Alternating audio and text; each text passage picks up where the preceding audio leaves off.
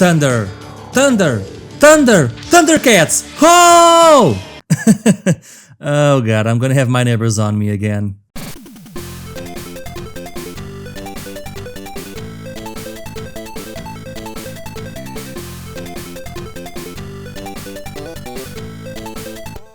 Dragonborne is a new RPG released for the Nintendo Game Boy in 2020. The game is a bit of a visual mix of titles like the Game Boy Secret of Mana games, with battle screens that look very reminiscent of Pokemon.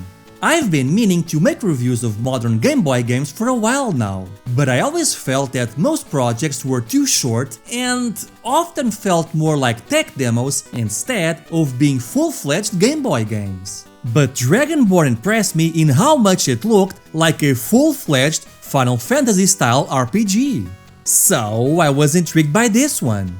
Also, this is a game that I bought last year and I've been meaning to review it before, but I just kept getting new projects and I kept delaying this one, but I finally have the time to take a proper look at Dragonborne.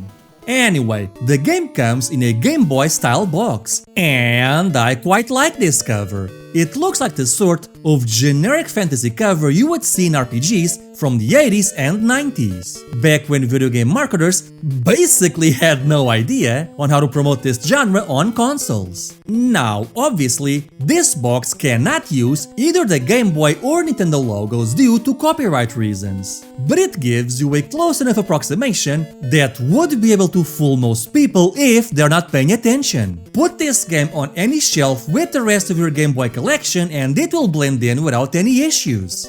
Inside, we find a manual that looks just like the real thing and the cardboard holder that mimics the official Game Boy packaging. And it even carries the game in a slightly opaque plastic case to protect your cartridge. Hats off to the creator, because the packaging does a really good job at looking like the real thing. I mean, once you take a better look at it, you can see that the plastic protective case is slightly more opaque than the real thing, and that the plastic quality is also not as smooth, but it's a close enough approximation. The manual is printed in a somewhat high-quality paper and gives you a few details on the story and how to play the game. I quite like the pages where you can see the sprites of characters and enemies, but besides that, it's really just a standard Game Boy manual.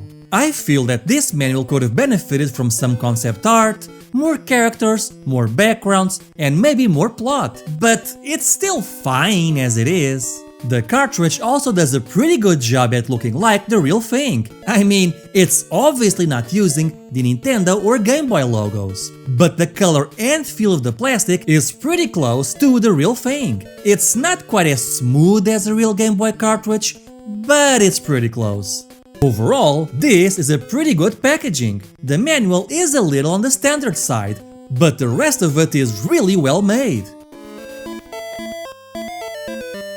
Booting up the game, you're brought to a pretty cool splash screen, where you can start a new game or continue a previous save. Also, yes, I'm playing this on a Super Game Boy, hence the colors. Although, I was a little disappointed that there was no Super Game Boy exclusive background. Anyway, you play as Chris, and you've just learned that your dad has gone missing, so now you're out to search for him. So you set out and talk to people, fight turn-based battles, solve puzzles, buy items at the shop, that sort of thing. At first glance, this sounds like your standard RPG, right? Well, not really. For one thing, there are no random battles. You can walk around the map freely and explore it at your own pace without being pulled from it against your will, which makes the exploration a breeze, and it really did not take me long to get the lay of the land. And exploring this world is pretty fun. I quite enjoy talking to the various characters, checking out the town, buying items, and even playing a mini-game of rock, paper, scissors. Characters will often give you quests, which for the most part are just your standard fetch quests. Go here and talk to someone, get an item from somewhere and deliver it somewhere else, that sort of thing. The thing is, these quests are not optional. All of them will reward you with an item that you'll need to progress through the game. So for example, in order to get the raft which allowed me to navigate through the rivers, I had to complete 3 different fetch quests and then go see some dude to build it for me. There's also something of a collectathon element to Dragonborne, as your progress is often impeded until you collect either the correct item or enough of the same item you need. So for example, to enter the dungeon that has the first boss, I needed 5 dragon scales, and once I cleared that and moved on to the ice region, I found a blocked path that required 9 dragon scales. And you get dragon scales either by completing quests or exploring the world. And in fact, when you're not doing fetch quests, chances are you're doing collectathon quests. Like when I met these witches who needed me to find 3 mushrooms for them. So yeah, the quest design does get a bit repetitive. Unfortunately though, that's not the worst of this game's offenses.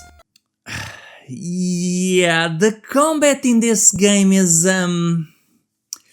it's bad. It's really bad.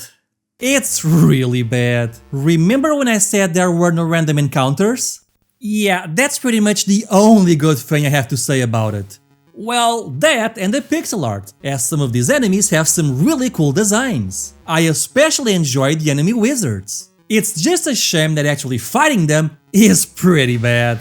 Well, first off, there are no experience points or leveling system. Yes, that's right, you get nothing by fighting enemies, which means that there's no point in fighting them at all. Sure, some will drop money, but you can easily get that by fishing, which is done by just pressing the A button, and then once you get lots of fish, you just sell them at the store, which is both easier and faster than fighting enemies.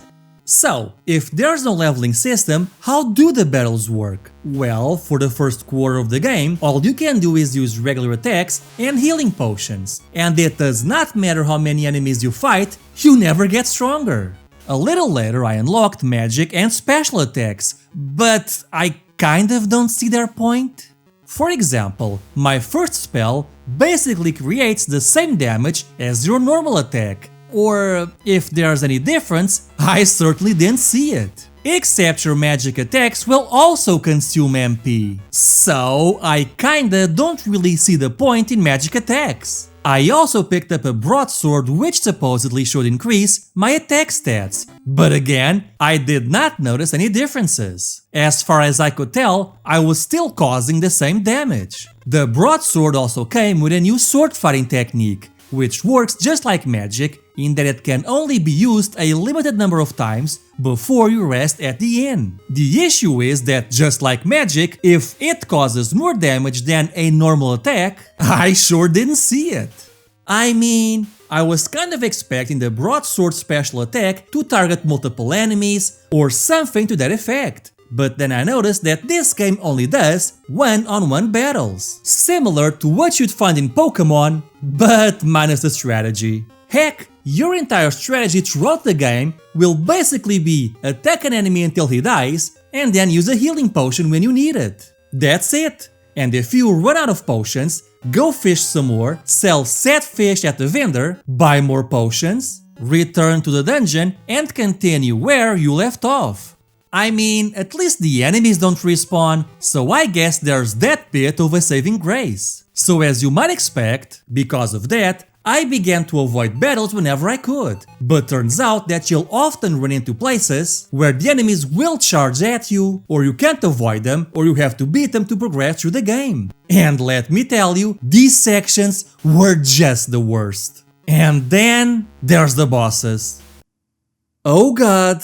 The bosses. By far the worst part of the game were the boss fights. Most bosses can take you out in 3 or 4 hits, which means that you're constantly stuck in a loop where you attack twice, use a healing potion, attack again, and pray that you do not run out of potions. There's no strategy here, it's just grinding for potions. I fought this leader of the Dragon Tooth gang and I just kept doing the same, spam attacks and spam potions. In fact, I soon discovered that using magic or your special skills is actually worse than using your regular attack. Turns out that if you take a strength potion you cause some extra damage, and that your regular attacks have a chance for a critical hit, something which magic and special skills do not. So I just kept using the regular attack and hoping for a critical hit instead. Look, I don't mean to attack the developer, I'm sure they did their best, but the combat is really awful. When you're trying to go out of your way to not fight in an RPG, you know something is wrong. At least the dungeons also have puzzles, and to be fair, I quite enjoyed these, although I did feel that some of them were a bit too obscure and obtuse for their own good. Like for example, there's this room where you need to push a rock to open a door, but you don't know which rock to push or which direction to push it into.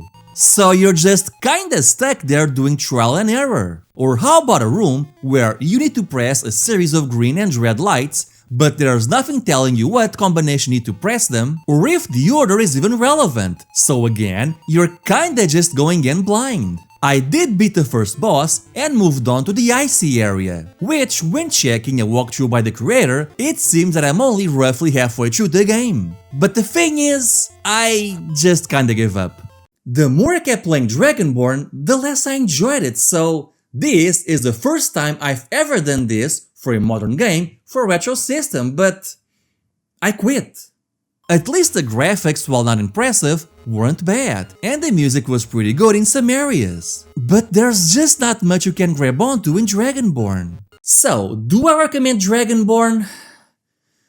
It's fine, I guess, but it's not for me. As it is though, I find it really hard to recommend this one. I do know that you can get the game on Steam, and if you're curious, the developers are even working on a DX version for the Game Boy Color, which adds color, a few additional graphical improvements, and more areas to explore. I can't tell if it will improve the combat or some of the puzzle design, but there is at least this option if you're willing to wait for it. I guess that at some point I'd just like the game to be bigger, to have an experience and leveling up system, maybe some party members, and combat that would be more like Final Fantasy. Just anything, because as it is, this game just didn't do it for me. I want to review more modern Game Boy games, and I am open to your suggestions. But for me, I expected more from Dragonborne, and I can only hope that the DX version will improve it where it counts. Hey everyone, thank you for watching Stika's Retro Corner. If you enjoyed this video, be sure to like, comment, subscribe, hit that notification bell and share this video. All that fun social media stuff. And you can also support me on Patreon. It may not seem like it, but even $1 is a really big help in keeping this channel going. Anyway, I hope you have a great day. Bye!